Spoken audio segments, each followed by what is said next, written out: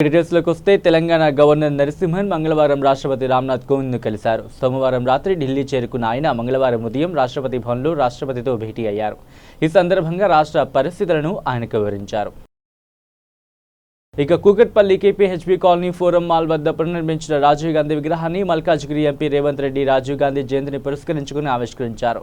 ఈ సందర్భంగా ఆయన మాట్లాడుతూ దేశంలో కమ్యూనికేషన్ రంగాన్ని అభివృద్ధి చేసిన ఘనత రాజీవ్ గాంధీది. కేంద్రంలో దోస్తులం, రాష్ట్రంలో శత్రువులం అంటే ప్రజలు నమ్మరు. రాష్ట్రంలో టీఆర్ఎస్, కేంద్రంలో బీజేపీ రెండు తోడు దొంగలే. కేటీఆర్ మంత్రిగా ఉన్నప్పుడు కోట్ల అవినీతికి పాల్పడ్డ విషయం వాస్తవం కాదా అంటూ తెరాస ప్రభుత్వంపై నిప్పులు చెరిగారు రేవంత్ రెడ్డి.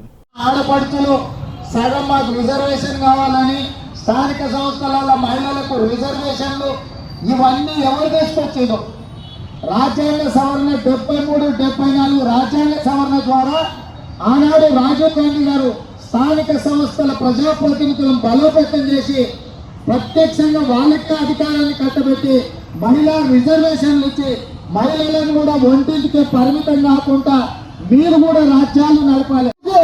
ఆ కేసును పక్కన పెట్టిండ్రు, ప్రజలకు చెప్పండి. ఇవాళ మీరు ఆరోపించిన కాళేశ్వరం ప్రాజెక్టులో 40,000 కోట్ల రూపాయలు తీసుకుంటే జేబు కొట్టే 10 రూపాయలు కొట్టే కేసులకి కొట్టి జైల్లో పెడుతున్న ప్రభుత్వాలు ఇవాళ హోంశాఖ మంత్రి కిషన్ రెడ్డి ఉన్నారు. ఎందుకు కేసీఆర్, కేటీఆర్ మీద కేసులు పెట్టలేడు? మింగిన సొమ్మును ఎందుకు కట్టిస్తలేరు? ఒక్కసారి ఆలోచన చేయండి. దీని వెనకాల పెద్ద కుట్ర ఉన్నది. టీఆర్ఎస్